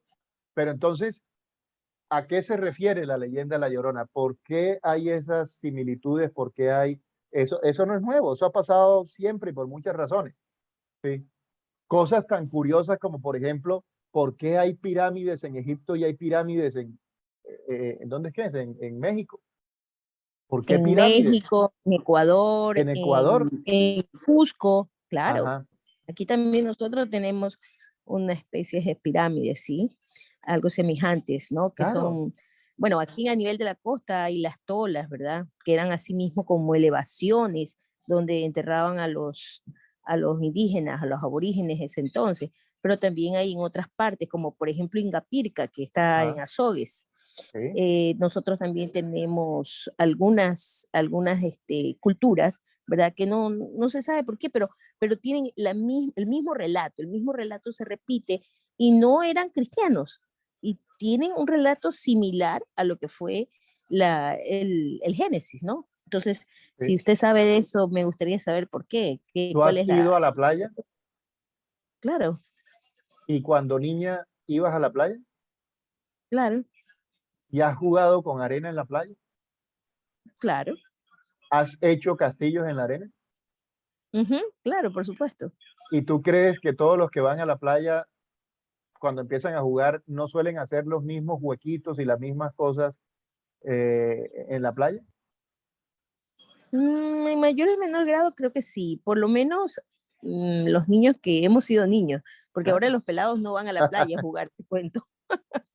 No se quieren ensuciar con la arena. Exacto, hay niños que le Sí, tienen hasta miedo a la arena. claro. Hay cosas que salen como por el mismo material con el que tú estás trabajando. Es decir, cuando tú tienes una arena que está húmeda y que tienes que proceder rápido porque si no se te desbaratan las cosas, los procedimientos metodológicos, arquitectónicos, como quieras decir, de ingeniería, te llevan a que uno termina haciendo los mismos castillitos con las mismas punticas, con las goticas de arena que van destilando, como, sí, que van como cayendo. Entonces, el material, la edad en la que estás jugando, no es lo mismo un castillito hecho por un niño que por un adulto o por un joven. Entonces, son muchos factores medioambientales, culturales, etcétera, los que inciden para que eso que todos los seres humanos hacemos se desarrolle. ¿Sí? Mira Ujú. cosas tan interesantes como la aparición del fuego, de saber manipular el fuego. Hay rastros en donde, arqueológicos, en donde tú encuentras comunidades humanas primitivas trabajando con el fuego en África y al mismo tiempo los encuentras en Europa y uno dice, pero carajo, ¿cómo hicieron para comunicarse en una época donde no había internet y no había... el cerebro iba desarrollando, iba permitiendo que se fueran dando esos avances, pero también encontramos cosas tan curiosas como, por ejemplo, eh, que la edad de piedra en América, o mejor, la edad de los metales en América no tuvo la misma cronología que la edad de los metales en África y Europa, pero llegamos a la edad de los metales. Nos demoramos un poquito, pero llegamos, ¿sí? Es decir, los inventos se demoraron acá, pero llegaron también, a pesar de que no había comunicación. Hacer una lanza con una piedra, con un bronce, o con un cobre, o con hierro. Es decir, aprender a manejar los metales se fue dando también gradualmente como parte del desarrollo de la inteligencia humana. Entonces, lo mismo pasa con los relatos. Hay relatos muy similares porque en muchas partes hay inundaciones. Entonces, relatos de diluvio hay en un poco de partes. ¿Sí? Bueno, Yesid tiene la mano levantada. No sé si te respondí, Tania. Más o menos. Más o menos, ¿verdad? Porque Claro. es que, es decir, explorar eso ya forma parte del trabajo de los arqueólogos, de los paleontólogos, de los antropólogos que hacen los estudios, pero lo que van encontrando son constantes en el desarrollo del intelecto humano que, que posibilita esas coincidencias, digámoslo así. Coincidencias arquitectónicas, coincidencias literarias, coincidencias psicológicas, culturales, por el mismo ADN de los seres humanos. Es decir, Sí, buenas noches. Bueno, de pronto sí. Bueno, tú en parte ya me contestaste lo que tenía como inquietud, porque decía Tania, era esos referentes que hoy en día nosotros conocemos como mitología, ajá, las mitologías donde los dioses iniciales para muchos, para los egipcios era Ra, allá en los nórdicos era Odín, etcétera, por acá por los lados de Grecia creo que era Zeus, y manejan una planificación muy similar. Otro dios se puso malo, que es el que llaman el malo, y es el que bajan al inframundo, etcétera. Pero, ¿qué tomó fuerza en el cristianismo de pronto para que el cristianismo no sea algo mitológico? O nosotros no lo vemos como mitología, pero otros sí. No sé, no sé si logro ser claro en la pregunta. ¿Por qué eso es mitología y por qué nosotros sí nos adoctrinamos y tenemos religión? no, yo te voy a plantear la pregunta, yo te voy a plantear la pregunta de otra manera. Es decir, ¿por qué nosotros estamos convencidos de que nuestra religión no está llena de mitología? ¿A cuenta de qué nos creemos tan exclusivos? ¿Y por qué creemos que lo nuestro no es mitología y lo de los otros sí, diciendo exactamente lo mismo? Entonces yo sí les digo a todos, una de las cosas que nos vamos a dar cuenta acá es que el cristianismo como religión tiene que actualizarse, tiene que empezar a manejar, a saber que la mitología no es mentira, dejar de creer que un mito es una mentira. ¿Sí? Mentira es la mala interpretación que se hace del mito, eso sí es mentira. ¿Sí? Mentira es que te digan que a ti te tiene poseído el diablo y por eso estás haciendo lo que estás haciendo, eso sí es mentira. ¿Sí? Eso es mentira. El mito del personaje no es mentira porque te está reflejando una realidad profundamente humana. El problema no es el fulano, el problema es la interpretación que tú haces del fulano. Y muchos de los lenguajes y muchas de las realidades del cristianismo son realidades que nos revelan una verdad a través de un género, de una figura, de unos recursos literarios, que por no conocer los recursos, lo que viene después, es decir, la actualización, sí termina siendo una mentira. Sí termina siendo una mentira. Y buena parte de la estructura de nuestra iglesia está construida sobre mentiras. Sobre mentiras. Es decir, pensar que uno no puede cuestionar, que uno no puede preguntar, que eso es un acto de desobediencia, que eso es un acto de grosería, que eso es un acto de... ¿sí?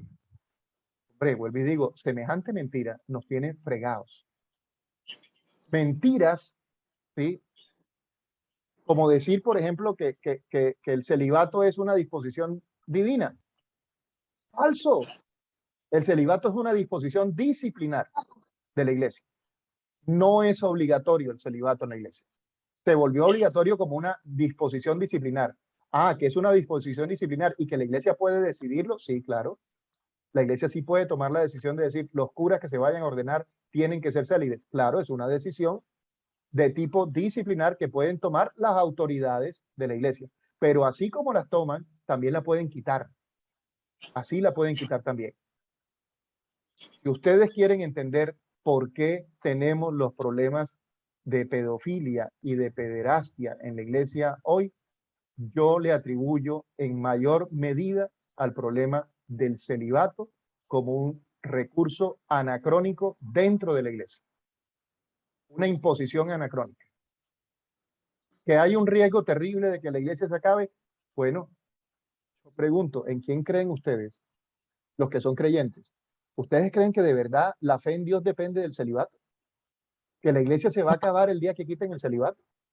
No, A mí sí nosotros me creemos parece, a mí sí me parece que eso es un acto de poca fe.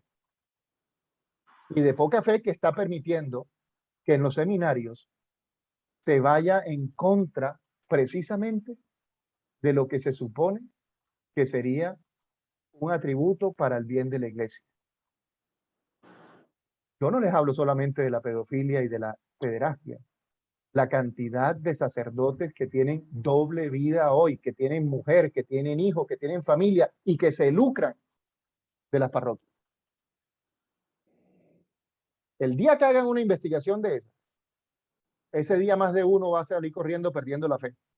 ¿Por qué? Porque tienen puesta la fe en cosas que no deberían estar poniendo su fe.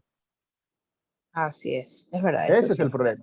No, que voy a perder la fe porque el cura fulano se fue. Hombre, que tenías la fe tú en el cura, está fregado.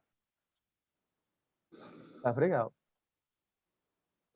Eso termina siendo un distractor desde el punto de vista teológico.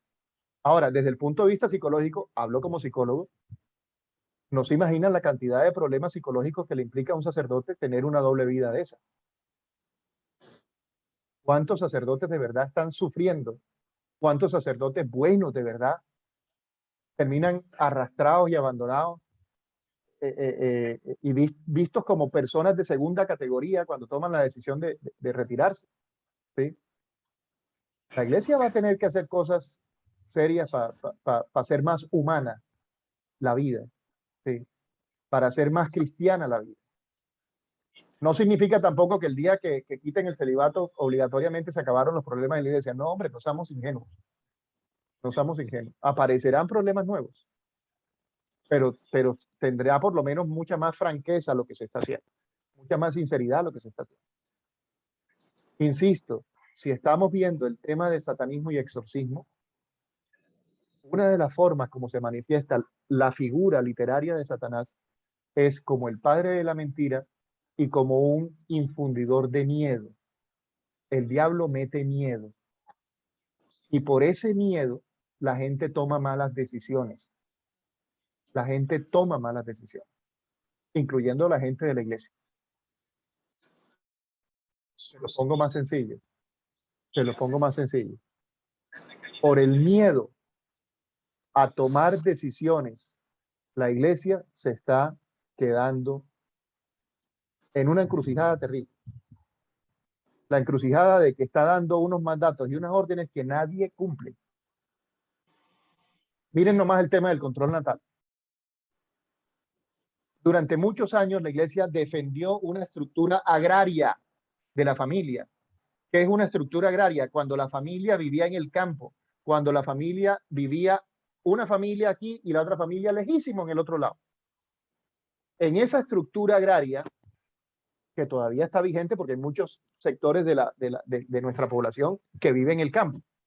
En esa estructura, tener 10 hijos, 12 hijos, 15 hijos, era comprensible. Los pelados tenían con quién jugar, con quién interactuar, ayudar en la agricultura, de ayudar. Hombre, por Dios, ¿a quién se le ocurre tener 15 hijos hoy en la ciudad y con todo lo apretado de los apartamentos y con todo lo dispendioso? Entonces, el tema de la paternidad responsable, ¿cómo se ha venido manejando en la iglesia? Se ha venido manejando a punta de miedos y de mentiras. ¿Sí? Cristiano responsable tiene que planificar cuántos hijos llama a la vida y tiene que utilizar lo que la inteligencia divina le ha dado para controlar eso. Ahora, si quieres te lo pongo en un plano mucho más escandaloso. El planeta Tierra no estira. El planeta Tierra es grande, sí, pero sus recursos son limitados. Tenemos un problema de sobrepoblación. Y lo más triste es que ahora tenemos un problema más grave. Es que los matrimonios no están durando. Entonces, fulano se casa con fulana, tienen 2 hijos. Fulano se separa de fulana y empieza una nueva relación y la nueva pareja quiere tener hijos también. Entonces tiene 2 más acá, 2 más allá, 2 más allá. ¿Y a qué hora ese papá va a atender a los hijos de aquí, a los hijos de acá y a los hijos de allá?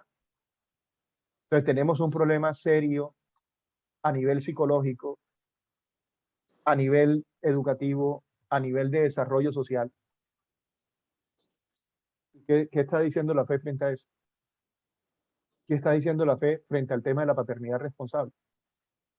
El tema no es cuantitativo solamente de cuántos hijos tienes, sino de cuántos hijos atiendes, crías. No sé si me estoy explicando. Mayra, tienes también la palabra. Mayra, Hola, levantó la buenas mano. noches. Buenas noches, Mayra. Sí, yo tengo una duda que relaciono con la clase también anterior y es en relación pues al cielo, al infierno, lo bueno y lo malo. que Ajá. estábamos hablando de la unidad de cuerpo, alma y espíritu, y me queda la duda, Mauricio, si son una unidad y uno se muere y pues dijimos que no aparecían fantasmas y que la abuelita no salía, no le agarraba el pie a uno por la noche, Ujú. entonces, en ese sentido, ¿qué de uno va a la vida eterna? O sea, ¿qué es lo que trasciende a estar en la vida eterna? O la vida eterna es también, pues yo soy católica y creo en la vida eterna, pero no sé entonces cómo dentro de esa configuración de cuerpo, alma y espíritu, cuando yo me morí todo, ¿qué es lo que pasa al otro plano? Mayra, ¿quién es la persona que tú más amas en este mundo? Si se puede saber. A mí Si es un misma. tinieblo que no se puede saber, no me lo digas. No, a mí misma. Yo me No, veo no, al no, espejo y digo, alguien que no seas tú, alguien que no seas tú, mi hijo, tu hijo. Es la persona que tú más amas en la vida. ¿A ti te gustaría estar lejos de tu hijo? si es para el bien de él, puede No, que no, no, sí. no, me refiero a, Que sea Morir. una decisión mía de que yo esté. a no verlo nunca más. Ah, no, no. Bien. ¿Qué nos enseña la fe cristiana? Que Dios es amor, que Dios es un padre. Si tú eres una madre como eres y no quieres estar lejos de tu hijo, ¿qué te hace pensar que ese Dios que es tu padre va a querer estar lejos de ti? Sí. Por eso, para poder entender la vida eterna desde el punto de vista cristiano, primero tienes que entender quién es el Dios que te creó, ¿correcto? Porque dependiendo del Dios en quien tú creas, te será o no te será fácil entender lo que es la vida eterna. La vida eterna es un acto de un Dios que te ama y que no quiere estar lejos de ti. Ahora, todos los esfuerzos que hacemos nosotros para explicar cómo es la vida eterna son puras especulaciones, porque nadie que haya ido allá ha regresado, ¿correcto? Entonces, ¿qué pasa? Que todo lo que nosotros hablamos del cielo, no sé si te has dado cuenta, pero todo lo que hablamos del cielo lo hablamos con palabras de esta tierra, ¿sí? Lo hablamos con palabras de esta tierra. Yo no sé cómo es el cielo. Ahora, te voy a hablar de Mauricio Pareja. Voy a aquí, para mis amigos psicólogos entiendan, estoy hablando Mauricio el teólogo creyente. Es decir, Mauricio Pareja está convencido porque tengo una experiencia de tipo religioso, una experiencia personal de un Dios personal que se comunica conmigo y no soy esquizofrénico, claro, ¿sí? Que me ha demostrado desde hace muchos años que hay una relación de intimidad y de amor de Dios conmigo. Y estoy convencido, tan convencido que Dios que me ama, que yo entiendo que ese man que me ama no quiere que yo esté lejos de él. ¿Sí? Por eso yo creo que hay una eternidad y guardo la esperanza de que exista esa eternidad en donde él y yo podamos encontrar. ¿Sí? Pero repito, es una experiencia de un Dios de amor. Es una experiencia de fe, como la experiencia, como toda experiencia de tipo religioso. ¿Sí? Como esto no es una clase de teología sobre el misterio de Dios, voy a ponerlo de una manera muy simple, respondiendo a lo que tú me estás diciendo. Entonces, ¿en qué se fundamenta esa experiencia de fe? En primer lugar, en esa experiencia de amor, ¿de acuerdo? Esa experiencia de sentirme amado por Dios, de saber que Dios me ama. Pero en segundo lugar, la experiencia cristiana no solo te dice eso, la experiencia cristiana te dice además de que hay alguien que sí resucitó, de que es Jesús, de que el man está vivo. ¿Sí? Eso es una experiencia también de tipo religioso, que solo se maneja en el lenguaje religioso. Y como les digo, si quieren, después hacemos un capítulo sobre lo que es la fe. Con mucho gusto lo hacemos. Sería ¿Por qué? increíble. Porque es interesante entender en qué se fundamenta la teología como una ciencia de fe. ¿Qué es creer? ¿Qué significa creer? Sí, sería ¿Sí? bueno ese tema. Entonces, De acuerdo. te respondo. El tema de la vida eterna es un tema que implica una relación de intimidad con Dios. Solo desde ahí se puede entender. Para poder creer en el Dios de la resurrección, tú primero tienes que creer también en el Dios de la creación. Si tú estás convencido de que hay un Dios que fue capaz de crear, entenderás que a ese Dios no le queda difícil llamarte de la muerte a la vida. Pero si tú no crees en Dios, si tú no crees que hay un creador, la vida eterna no tiene fundamento, no tiene sentido. Es un absurdo. ¿Sí? Un absurdo. Pero como te digo, eso lo hablaríamos y voy a hacerlo, les prometo que lo voy a hacer. Un capítulo exclusivamente sobre el tema de la fe, sobre el tema de la vida eterna. ¿Sí? En este momento solamente te lo respondo así. No hay forma de hablar del más allá. ¿Sí? No hay forma. Lo que hay son especulaciones de cómo es ese más allá. Lo único cierto para el creyente es que Dios es un Dios de amor, es un Dios que creó el universo y que ese Dios que es amor y que creó el universo no quiere estar lejos de mí. Y no quiere estar lejos de mí, no porque yo soy un pretencioso, no. No quiere estar lejos de mí porque es que Él me ama. Me lo ha demostrado, me lo ha mostrado con hechos. Es esa experiencia de amor. Ahora, eso solo lo entienden los que aman. Si tú no amas, no entiendes de qué habla la religión. ¿Sí? Por eso dice Juan que Dios es amor. Y solo el que ama conoce a Dios. Porque es una experiencia personal. Por lo menos la visión cristiana. Esa es la visión cristiana del asunto. Antropológicamente, desde la antropología teológica. Pero para el que no es creyente, ¿qué es lo que nos interesa en este curso? Para el que no es creyente, nos interesa primero que vaya entendiendo que el mito no significa mentira. Mito significa una forma de hablar de la realidad. Por ejemplo, cuando ustedes leen Caperucita Roja, que es un cuento, bueno, una fábula, cuando ustedes leen Caperucita Roja, ustedes saben que no existió el lobo, que no existió Caperucita y que no existió la abuela. Pero literariamente sí existe. Existe la gente que quiere hacerte daño. Es mejor que no hables con extraños. Es mejor que cuando tú vayas por un lugar peligroso no te enredes por el camino. Eso es verdad. ¿Quién puede decir que eso es mentira? Eso es verdad. Es decir, que detrás del cuento hay una verdad. En el mito de Adán y Eva, en el relato mitológico de Adán y Eva y la serpiente, ¿qué es lo que nos están diciendo? Una verdad desde el punto de vista religioso.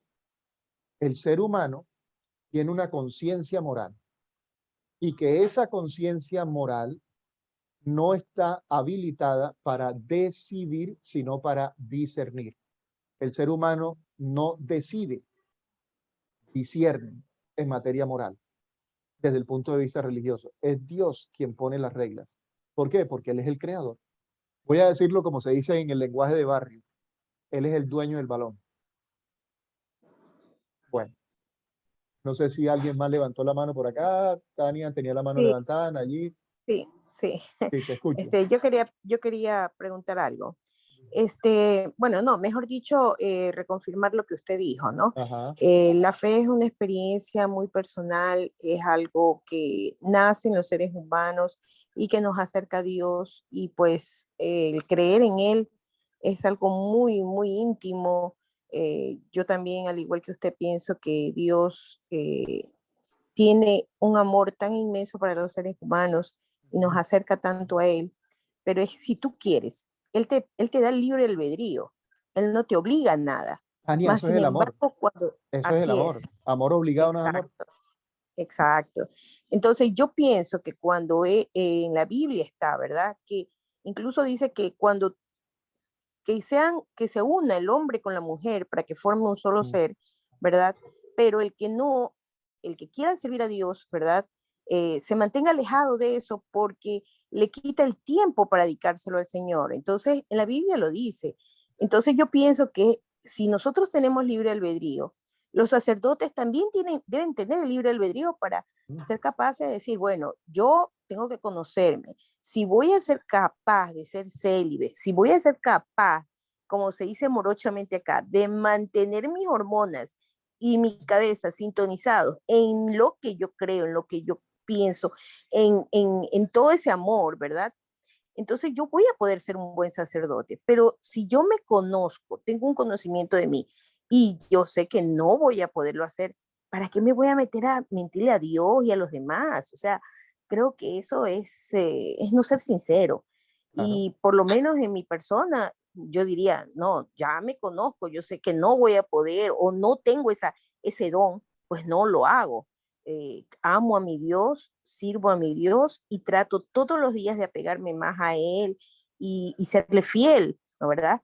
pero no voy a llegar al punto de, por ejemplo, hacer un sacramento tan grande como es llegar a ser un sacerdote, casarme con él y prometerle ser fiel desde ese punto de vista si no tengo esas capacidades, ese control.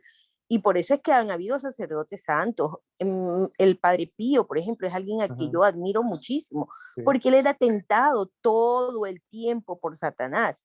Y creo que es el mismo, ¿verdad? Es el mismo personaje que actualmente está incluyéndose en la vida de los sacerdotes actuales. Claro que detrás de las aparentes pasiones, a través de los sentimientos carnales, o simple y llanamente el mismo hecho de que tú ves y escuchas me imagino en la confesión tantas cosas, ¿verdad? Que tú como sacerdote también necesitas tener esa revelación de que puedes ser capaz de abstenerte de esas cosas, pero en realidad es un sacrificio muy grande. Por eso en la misa se nos pide orar por los sacerdotes, por nuestros sacerdotes, porque ellos son tan humanos como nosotros y Tania, tan los libres. sacerdotes, las religiosas, los religiosos, es decir, todos los que Así están es. en ese proceso, ¿sí? Ujú. Pero en el fondo es orar por todos, porque cada uno desde la Así- vocación en la que está o desde el lugar en el que está viviendo sus propias tentaciones, ¿sí? Lo que no Tentaciones de otra podemos, forma. pero no podemos minimizar, es decir, bíblicamente se habla de que cada quien es puesto a prueba de acuerdo a sus capacidades, ¿sí? Entonces, también tenemos que evitar caer en la tentación de pensar que hay unos que tienen más tentaciones que otros. No, cada quien vive su experiencia de tentación desde su propia realidad psicológica, desde su propia realidad antropológica. Es decir, Tania tiene las tentaciones de Tania. Sí, no sé cuáles son, pero estoy seguro que las tienes. ¿Sí? El sacerdote tiene la suya también desde su oficio. La religiosa también lo tiene.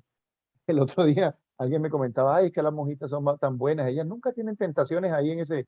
Sí, claro, de pronto de la religiosa no se oye tanto como de los curas, pero yo estoy seguro que también las religiosas tienen sus propias tentaciones. Mira, Tania, no Así más el es. solo hecho de vivir en comunidad. No te imaginas la cantidad de situaciones que genera el solo hecho de estar juntos viviendo en la misma casa. ¿Sí? La Claro. envidia, los celos, el chisme, la calumnia, la persecución, sí. Entonces, cada quien desde su propia realidad tiene que tratar de responder, como dice el libro del Génesis, revisando su nivel de confianza para los que son creyentes. Repito, estoy hablando aquí en el lenguaje religioso. Para los que son Así es. creyentes tienen que preguntarse su nivel de confianza en Dios. ¿En quién confía? Porque la tentación, toda tentación, como lo vamos a ver más adelante, lo que te pone a prueba es eso. Lo que pone a prueba es, ¿confías o no confías en Dios? Ese es el punto de quiebre. Y eso es lo que se supone que hace Satanás. Ya lo veremos en su momento. ¿Sí? Por eso tenemos que quitarnos de la cabeza esa visión hollywoodesca, repito, de que el diablo es una entidad que tiene como objetivo principal asustar a la gente, hacerle daño físico a la gente. No, la figura de Satanás es una figura religiosa que tiene un solo propósito, ¿sí? O mostrar una sola realidad. El mayor pecado que puede tener un creyente es no creer. Ya, ese es todo el cuento. Ese es el mayor pecado de un creyente. No se compliquen la vida. El mayor pecado de un creyente es no creer. Y la figura de Satanás representa eso, eso, eso que hace que tú no creas. Eso que hace que tú no creas, eso es tu Satanás, ese es tu diablo. Y cada persona lo vive desde su propia realidad. ¿Sí? ¿Qué chiste tiene un diablo que llega a asustar? Ay, no, pues, me asustó. Eso religiosamente, teológicamente no tiene ningún sentido. Eso sirve en la película de Hollywood. ¿Qué es lo que le interesa a la película de Hollywood? Tener a la gente así, ya se La apareció, expectativa. ahora está flotando, ahora está hablando en otras lenguas, y ahora giró la cabeza 360 grados. Eso no ocurre en la vida real. ¿Sí? El miedo sí hace que tú oigas un montón de cosas y veas un montón de cosas. ¿Sí? Bueno, Osvaldo Piciotti tiene la mano levantada hace rato. Qué pena, Osvaldo, te escuchamos. Buenas noches, Mauricio, al resto del grupo. No, una pregunta que me surge desde tu experiencia, desde la interpretación antropológica o psicológica. dos frases que se dan en el texto del Génesis que leímos hoy y lo que tiene que ver con siempre culpar al otro. Adán le echa la culpa a Eva y Eva a la serpiente, así sean obviamente los personajes que ya tú has estado explicando ampliamente. Pero me gustaría que, perdón, me gustaría que hicieras como ese análisis de esa tendencia en lo antropológico y psicológico del ser humano en toda la historia. Fíjate que para poder entender ese comportamiento, primero tenemos que entender a la figura de Satanás, mejor, perdón, la figura de Satanás no, sino de la serpiente. ¿Te acuerdas cuál es el calificativo que le dan a la serpiente al comienzo? ¿Quién era la serpiente? La astuta, ¿no? Sí, claro. Es un El personaje animal más astuto. astuto. Es decir, estos personajes cayeron en manos de un estafador. Los estafaron, los engañaron. Psicológicamente, cuando una persona es estafada, no sé si alguna vez en tu vida te han estafado, te han robado a través de una estafa. A mí sí me estafaron. Imagínate, yo creo que eso se Posible los conté. hacerlo, cancelamos a tiempo. Sí te pasó. ¿Te estafaron alguna vez? Hubo la teoría de hacerlo, pero logramos en un análisis de búsqueda de información y de veracidad echar para atrás el tema. Bueno, No se dio. a mí sí me estafaron. Y no te imaginas cómo se siente uno de ridículo. ¿Sí? Y entonces uno lo que trata de demostrar es que no es tan ridículo. Trata uno de explicar que no, que lo que pasa fue... Entonces, lo que está haciendo ahí Adán y Eva es una excelente descripción psicológica de cómo suele actuar una persona que ha sido estafada para tratar de demostrar que no es un bobo. ¿Sí? Porque en el fondo el estafado se siente un bobo. Yo vendí un computador y me pagaron con un cheque chimbo, un cheque falso. Y lo hice en un momento en el que necesitaba la plata con urgencia para poder pagar los derechos de grado de la maestría en teología, imagínate tú. Entonces, para poderme graduar de la maestría en teología, en ese momento yo necesitaba la plata con urgencia y no la tenía, y entonces se me ocurrió la gran idea de vender mi computador. Te estoy hablando año 1996, más o menos, para que te hagas una idea de cuándo fue eso. Ok. Y entonces, yo no sé por qué me dejé engatusar de esa manera de una persona que no conocía. Y cuando yo fui a cobrar el cheque, me dicen, cheque, ¿cómo es que le dicen? No sé qué cosa en cartera ajena.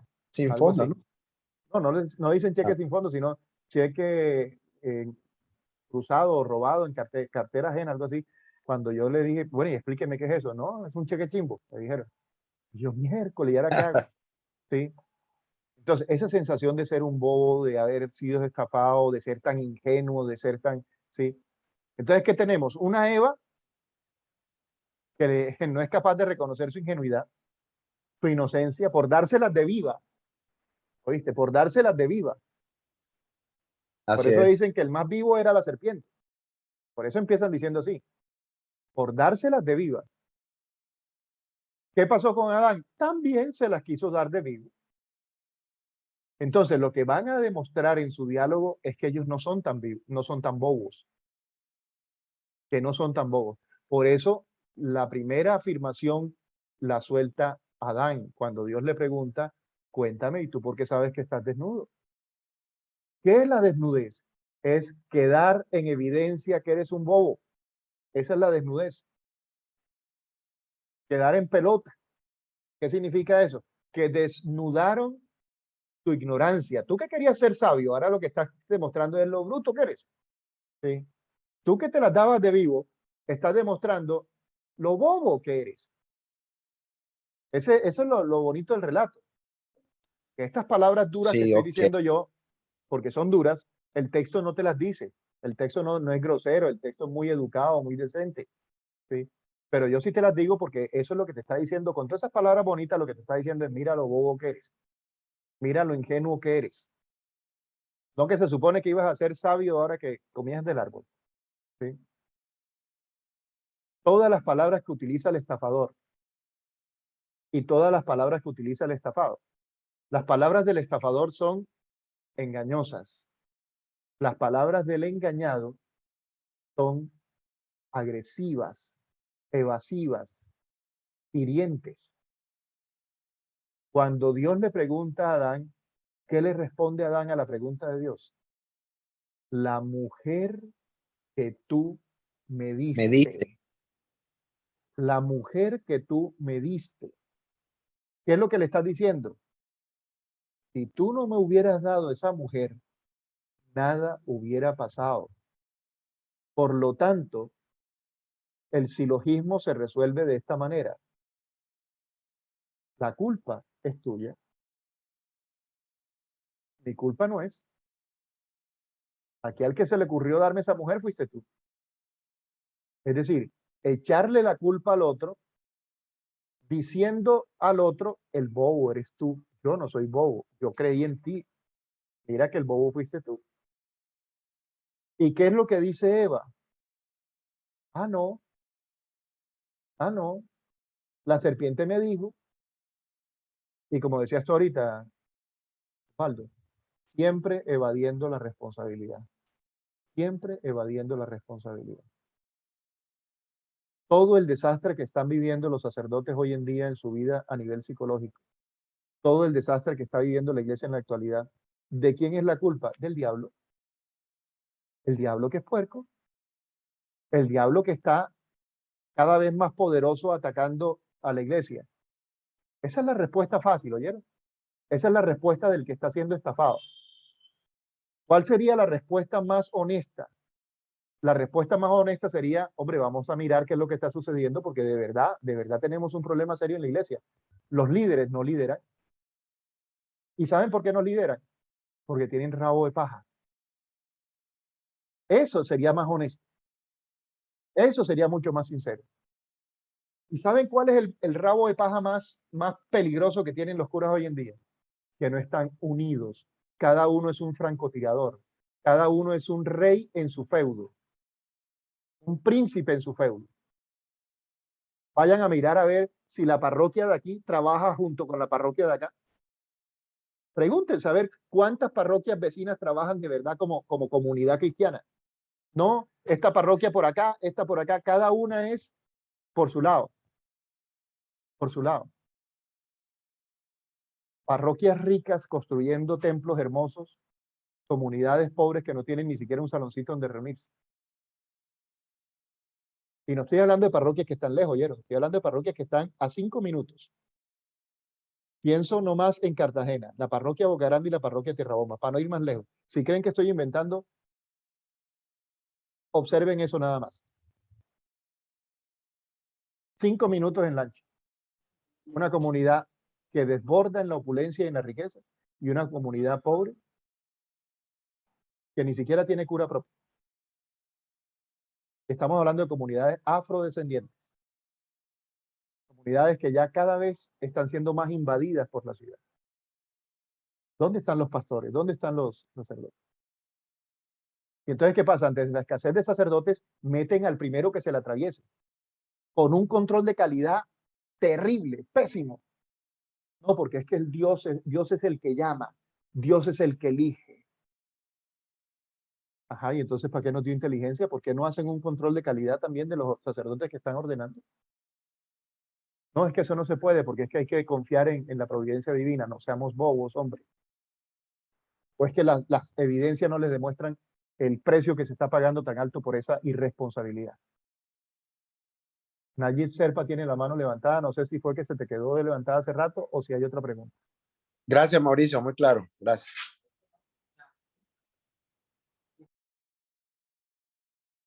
Bueno, presumo que Nayib ya hizo la pregunta. Son las 8 de la noche, 51 minutos. Todo lo que he dicho, lo he dicho a título personal. Yo, Mauricio Pareja, soy el que responde por las palabras que se han dicho aquí, ¿oyeron?